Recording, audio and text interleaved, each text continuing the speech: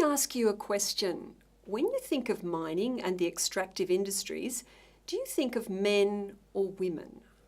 The extractives are typically seen as male work, and yet women are widely involved, either as miners themselves, as you can see here, in a program to employ women, heavy vehicle drivers in a large-scale mine in Madagascar, or in supporting work around the mine, or as the miner's family. It could also be as women who are impacted by mining in the communities around a mine site. As you can see in this photo of a mining community in West Africa, which has been impacted by an Australian gold miner, it is generally recognised that women tend to experience less of the positive impacts and more of the negative impacts of extractive industries projects.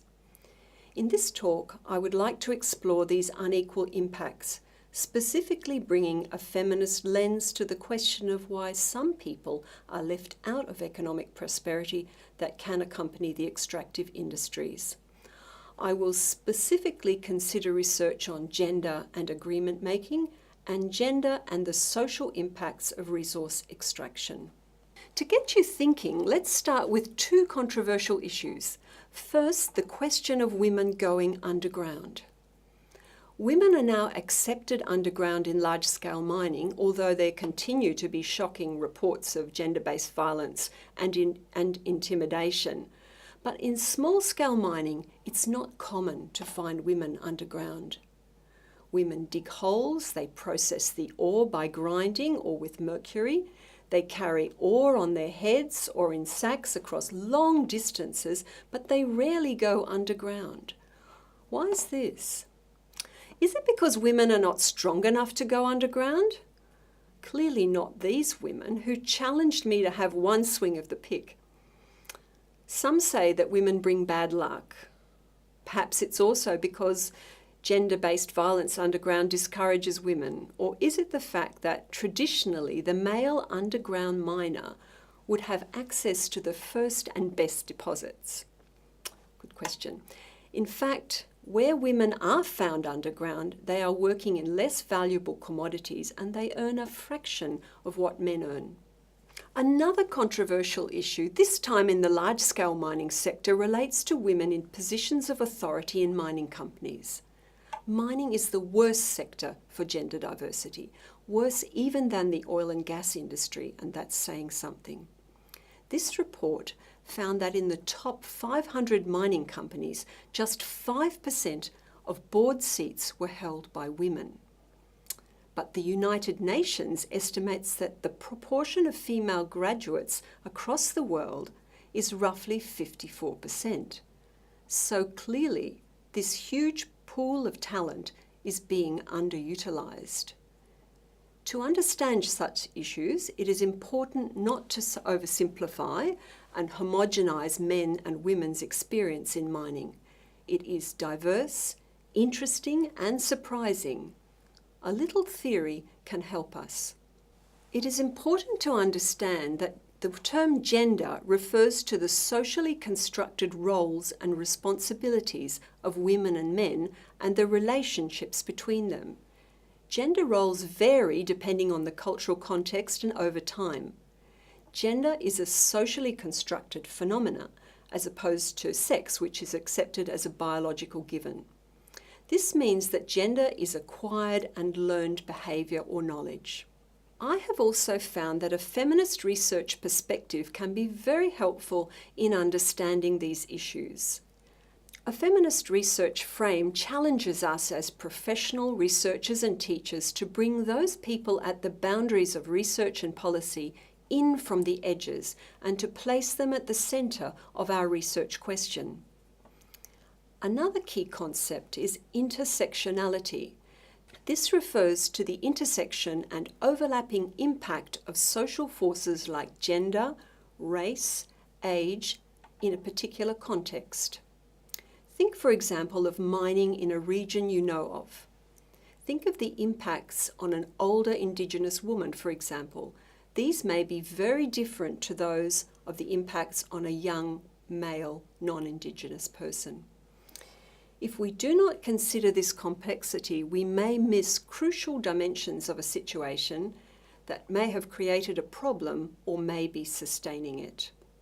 It's also important to frame the discussion by remembering the global standards that mining companies have signed up to, such as the United Nations Global Compact. Global Compact Principle 6 demands companies respect the human rights of all those they deal with, including their contractors. In reality, this is a huge challenge. Let's look at two specific areas of gender and the extractive industries. First, agreement making, then I will finish by considering social impacts. Agreement making is a negotiated agreement between a mining company and a community. These agreements are for managing impacts and delivering development benefits to communities impacted by resource projects or peoples who have rights over the land and waters that companies need to access. A very detailed study conducted by our Centre of 4 mining agreements and gender found that benefit sharing agreements don't always benefit women. Women are not always consulted. Women may be excluded from consultation processes because they may not be able to attend or for cultural or workload reasons. Therefore, the timing of meetings is very important if women are to attend.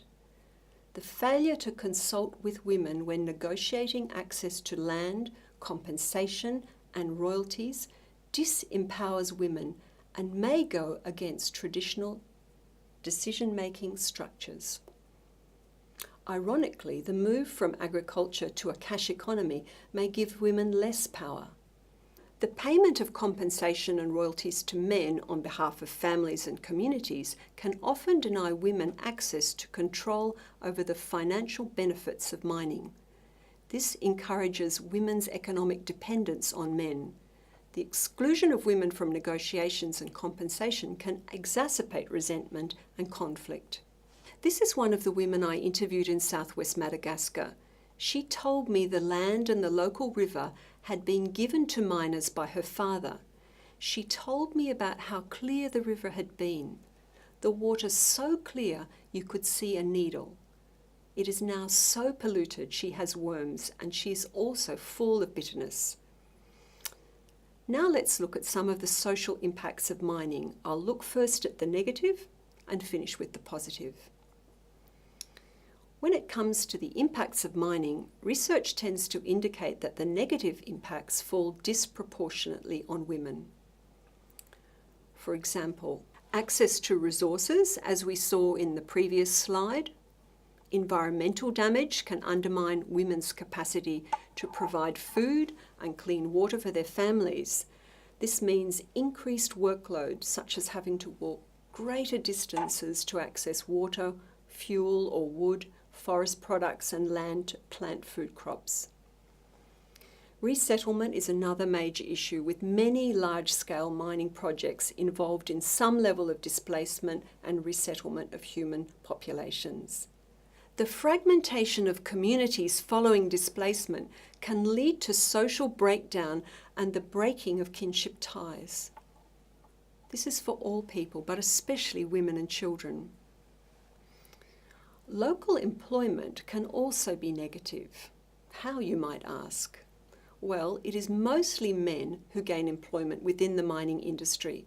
Some of the negative impacts on women include the fact that when men are employed in wage jobs, the division of labour can be significantly altered, and sometimes very quickly. This can result in an increased work burden for women who become solely responsible for subsistence activities and providing for families. The inflationary effects of mineral resource development can increase the costs of basic goods and services, increasing poverty and hardship, particularly for female-headed households. Women can face increased workloads as they manage households and family responsibilities alone for extended periods. For example, with fly-in, fly-out workers. If men are injured, it is usually women who carry the burden of injury. While wages and compensation are new sources of income and have the potential to bring benefits to households and communities, research has showed that men often deplete them through the consumption of status goods, drinking, gambling, prostitution. In-migration is another issue. The influx of a transient male workforce can bring social and health problems and have particular impacts on women and girls. In the town I know best in Madagascar, the arrival of 18,000 foreign construction workers meant that girls simply stopped going to school. There was also increased alcohol use, domestic violence, sexual violence, and this is also a problem with security personnel. There was an increase in sexually transmitted infections, HIV, and prostitution. For some local women and girls, sex work may become the only way of earning an income if other sources of livelihood become redundant or the cost of living escalates. But there are many positive impacts as well, and for some women, the arrival of mining can be transformative. There can be wonderful economic opportunities through employment and local business, improved infrastructure and well-being, for example, health clinics. There can be opportunities and motivation for local people to complete their education. There can be increased mobility, increased skill level, and the option of employability elsewhere. Let me finish with one such economic opportunity. Sandra is talking about the opportunity she had to create her own uniform making company. When the mining company went into operation, 4,000 uniforms were needed each year. The company assisted women through its local enterprise facilitation organisation. Sandra was awarded the contract for these uniforms, and it has changed her life along with the lives of her employees.